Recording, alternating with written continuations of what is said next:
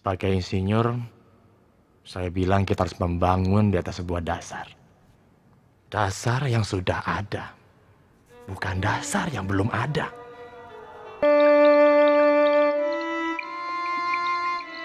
"350 tahun atau 3,5 abad lamanya Belanda menjajah Indonesia.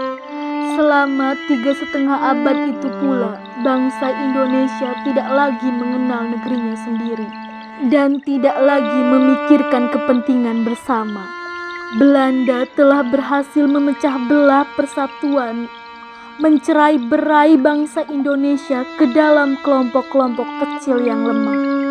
Tidak diperbolehkan kita berkumpul dan bersatu. Tak ada kesempatan untuk berunding memahami keadaan bangsa. 350 tahun bukanlah waktu yang sebentar bagi Indonesia merasakan pedihnya dijajah. Kesadaran nasional sebagai orang Indonesia akhirnya tumbuh pada abad ke-20.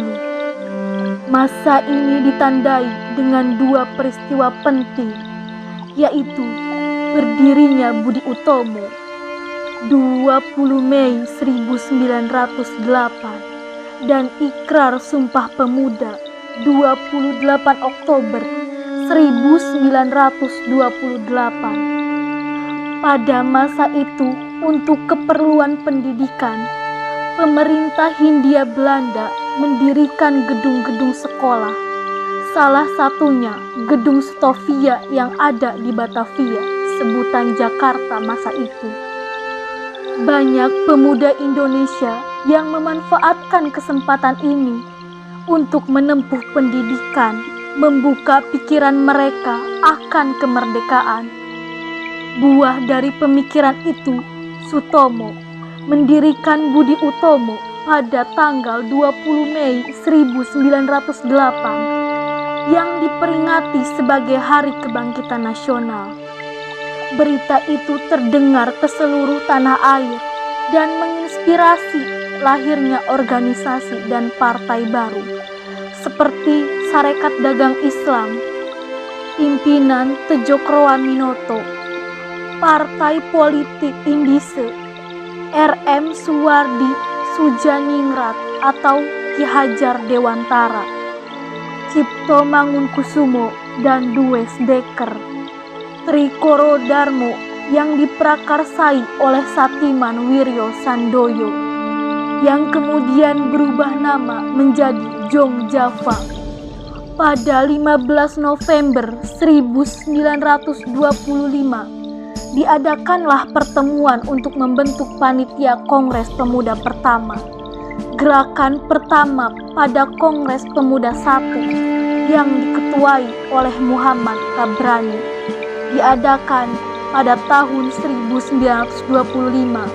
Kongres Pemuda I menghasilkan kesepakatan bersama mengenai kegiatan pemuda pada segi sosial, ekonomi, dan budaya. Kongres Pemuda kedua diketuai oleh Sugondo Doyo Puspito pada tanggal 27 sampai 28 Oktober 1928 di sebuah rumah Jalan Kramat 106 Jakarta yang dulunya berfungsi sebagai pondokan dan berkumpulnya Jong Java.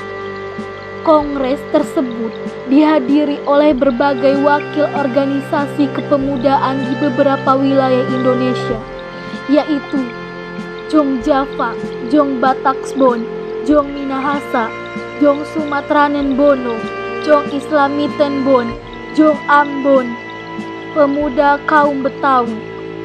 Peristiwa sejarah Sumpah Pemuda merupakan suatu pengakuan dari pemuda-pemudi Indonesia yang mengikrarkan satu tanah air, satu bangsa, dan satu bahasa. Muhammad Yamin, sang penulis rumusan Kongres Sumpah Pemuda, pada secarik kertas yang disodorkan kepada Sugondo ketika Mr. Sunaryo tengah berpidato pada sesi terakhir Kongres sambil berbisik kepada Sugondo, "Saya mempunyai suatu formulasi yang lebih elegan untuk keputusan Kongres ini, kata Muhammad Yamin dalam bahasa Belanda. Sumpah tersebut awalnya dibacakan oleh Sugondo dan kemudian dijelaskan panjang lebar oleh Yamin. Sebelum keputusan Kongres dilaksanakan, W.R. Supratman memperkenalkan lagu yang berjudul Indonesia Raya lewat ayunan biolanya. Inilah saat pertama kalinya lagu Indonesia Raya, lagu kebangsaan Indonesia, dikumandangkan di hadapan publik. Lagu itu sempat dilarang oleh pemerintah kolonial Belanda, namun para pemuda tetap terus menyanyikannya.